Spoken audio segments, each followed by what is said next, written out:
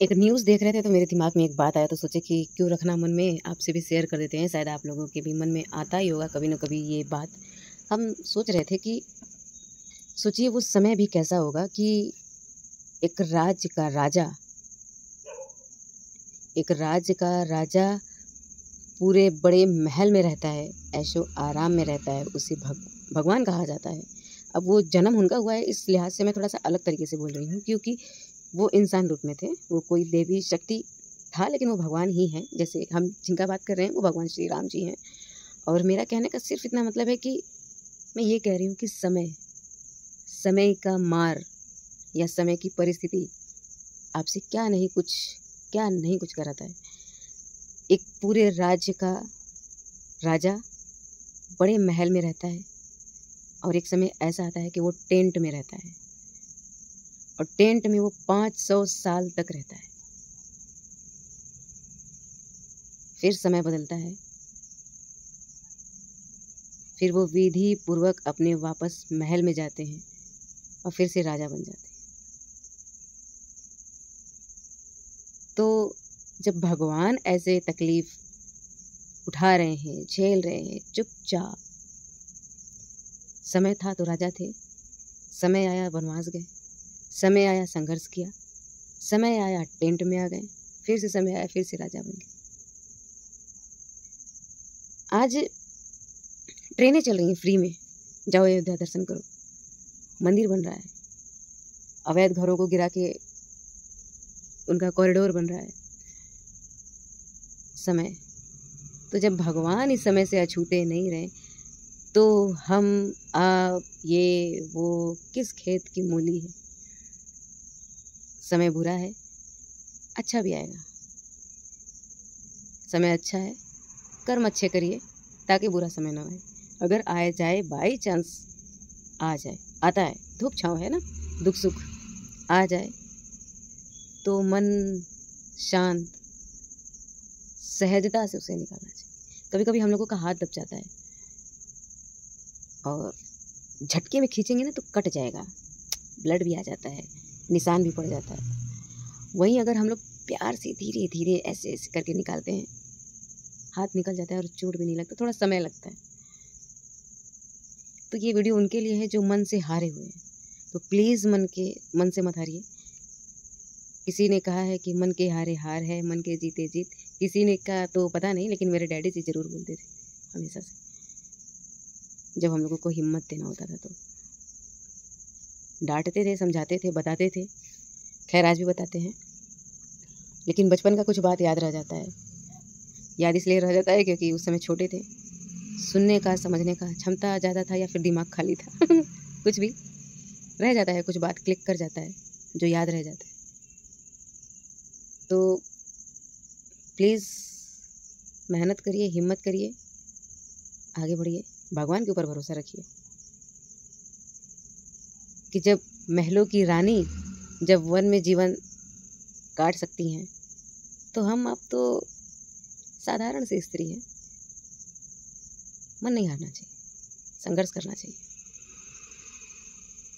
बल्कि लोगों का सहारा बनना चाहिए, उनको हिम्मत देना चाहिए कि चलो हम भी हैं तुम्हारे साथ में। सही है ना?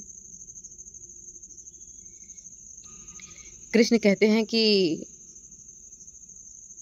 तुम उठो मैं साथ हूँ। वो एक बड़ा सुंदर सा लाइन है, किसी ने कहा है कि आप भगवान के भरोसे बैठे हैं तो भगवान के भरोसे मत बैठिए, क्या पता भगवान आपके भरोसे बैठे हो। हाँ, भगवान आपके भरोसे बैठे हैं, वो चाहते हैं कि आप उठो, चलो, आगे बढ़ो, तो मैं उसका मदद करूँ, मैं आपका मदद करूँ। पता है भगवान का भक्त कभी हारता नहीं है, चाहे वो कितना भी बुरा समय आ जाए, हारता नहीं है, हिम्मत रहता है। आपकी अगर सांसें चल रही हैं, आप अच्छा सो सकते हो, आप हंस सकते हो, आप खाना खा सकते हो, आप चल पा रहे हो, आप अपना दुख व्यक्त कर पा रहे हो, तो ये भी समझ लो कि आपके साथ भगवान हैं। और हैं, वो सबके साथ हैं। भगवान को क्या पड़ा है यार कि वो आपका बुराई करेंगे, क्या पड़ा है आपका कुछ। हम उनका वो हमारा कुछ तो लिए नहीं, बल्कि उन्होंने हमको दिया ही है। अगर हम अपना अच्छा सही गलत समझ पा रहे हैं, किसी से कह पा रहे हैं, इनफैक्ट मेरे साथ अच्छा हो रहा है बुरा हो रहा है ये हम सोच भी पा रहे हैं, तो मतलब भगवान है मेरे साथ, है ना? तो भगवान आपके भरोसे बैठे हैं, आप हिम्मत मत हारिए। 1 एग्ज़ाम, 2 एग्ज़ाम, 3 एग्ज़ाम, कभी ना कभी हो सकता है भगवान चाहते हो आप बिज़नेस करो, हो सकता है भगवान चाहते हैं आप अपने दम पे आगे बढ़ो, नहीं चाहते कि वो आप नौकरी करो। पता नहीं ये हम आपको कह रहे हैं कि अपने आप को लेकिन है, रियलिटी है।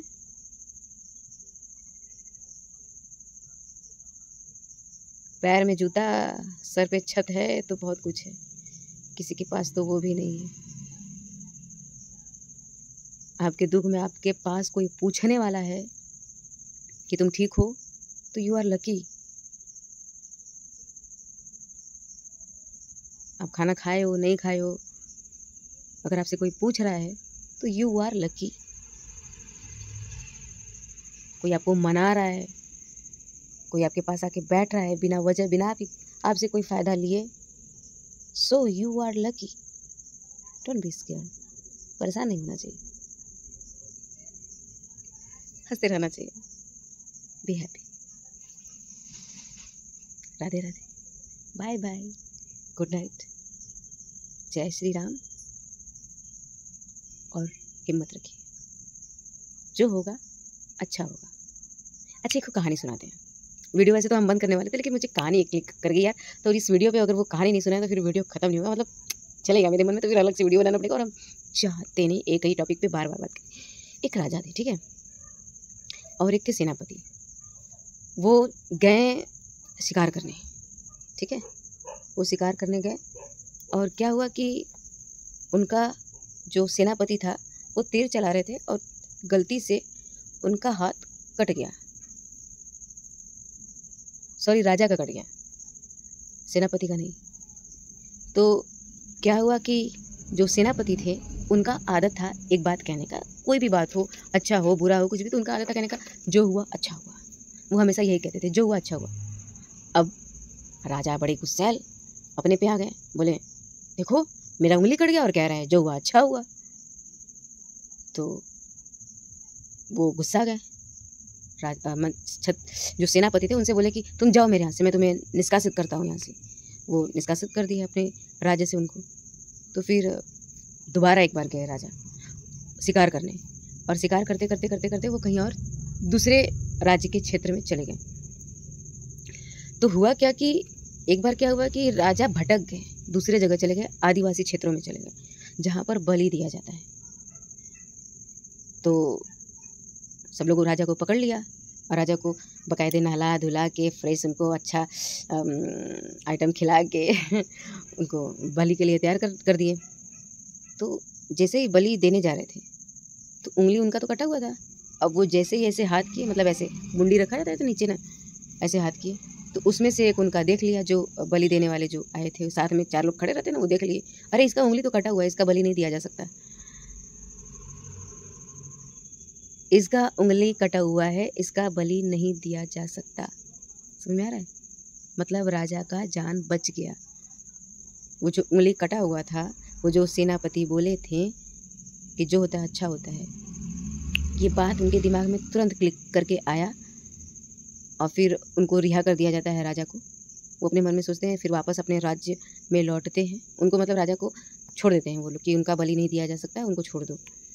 फिर वो छोड़ दिए उनको और राजा आए वापस, और वो सेनापति को वापस बुलवाएं और बोलें, माफ़ी मांगे कि आप जो कहे हैं कि जो होता है अच्छा होता है, मैं समझ गया आपकी बात को कि आप ये क्यों कहते, कि ईश्वर हमारे साथ अगर दुख भी दे रहा है ना, तो इसमें कुछ ना कुछ अच्छा बात है।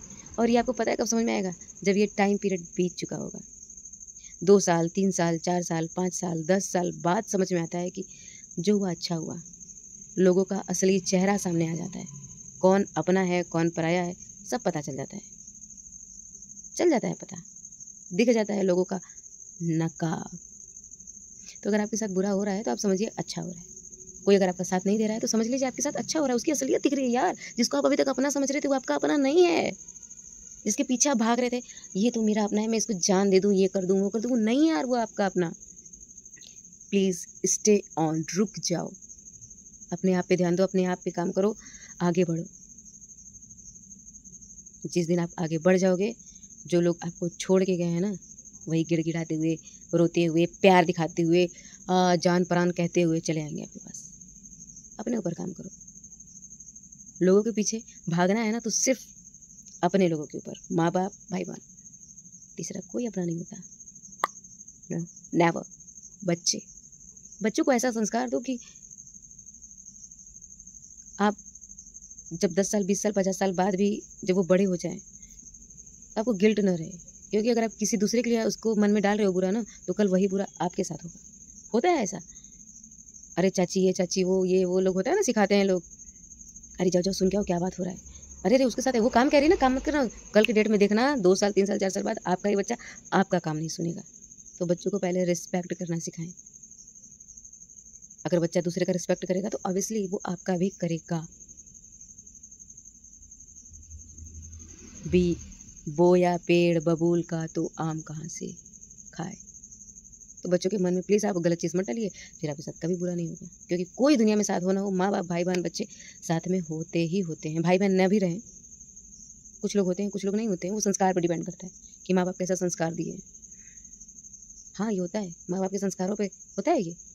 अगर एक माँ बाप है ना, 2 बच्चों में अगर डिफरेंट कर रहे हैं तो बच्चा हो कि वो ज़रूर वो करेगा और करेगा, वो 10 साल बाद सामने आए 20 साल बाद सामने आए, लेकिन आता है ये असलियत। माँ बाप का संस्कार बहुत बड़ा चीज़ होता है। भाई भाई में फ़र्क, एक ही कोख से पैदा हुए भाई भाई दुश्मन हो जाते हैं। पहले तो माँ बाप, फिर दूसरे यार दोस्त जो होते हैं वो लोग तो होते ही हैं, घर में फूट डालने वाले लोग। यार दोस्त भी कभी काम नहीं आते, कभी नहीं, अपने काम आते। खून खून को खींचता है, खैर आजकल के खून में मिलावट हो गया है। तो प्लीज़ अपने ऊपर काम करिए, अपने ऊपर भरोसा रखिए, भगवान के ऊपर भरोसा रखिए, माँ बाप का सेवा करिए, माँ बाप का आशीर्वाद लीजिए, बच्चों को अच्छा संस्कार दीजिए, कभी बुरा समय नहीं आएगा। पहले के ज़माने में वास्तु दोष, ये दोष वो दोष नहीं होता था। जानते हैं क्यों? क्योंकि लोग दूसरों से ज़्यादा अपने परिवार को महत्व देते थे। जो अपने परिवार को महत्व देता है उसे कभी कोई दोष नहीं सताता है। राधे राधे।